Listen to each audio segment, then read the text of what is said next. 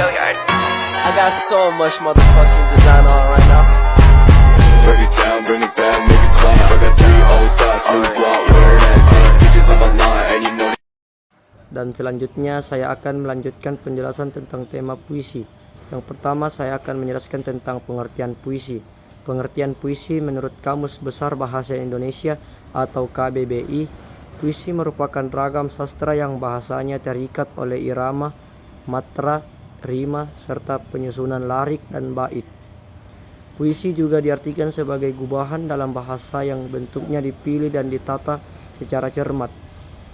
Assalamualaikum warahmatullahi wabarakatuh. Saya akan melanjutkan presentasi dari teman saya, Arham. Ciri-ciri puisi. Puisi lama. Puisi lama mempunyai ciri-ciri sebagai berikut. Yang pertama, tak diketahui nama pengarangnya. Yang kedua, merupakan sastra lisan karena disampaikan dari mulut ke mulut. 3. Sangat terikat akan aturan-aturan, misalnya seperti jumlah baris, tiap bait, jumlah suku kata ataupun rima. Puisi baru mempunyai ciri-ciri sebagai berikut.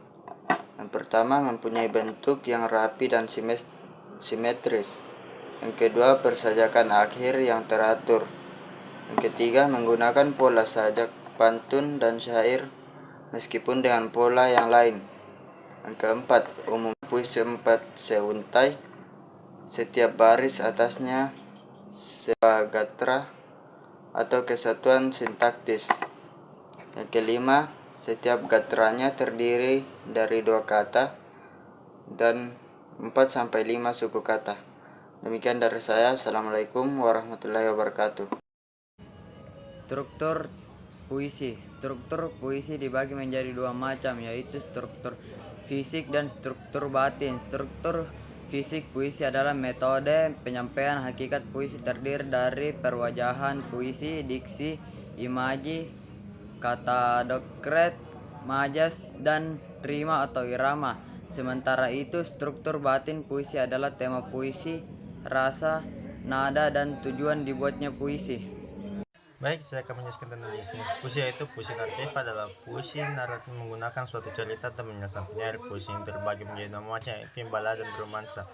Balada adalah puisi yang berisi cerita tentang orang-orang perkasa atau tokoh pujaan, contohnya balada orang-orang tercinta dan blues untuk Boni karya W.S. Rendra. Sedangkan romansa adalah jenis puisi yang memakai bahasa romantik yang berisi kisah percintaan yang diselingi perkelahian dan petualangan.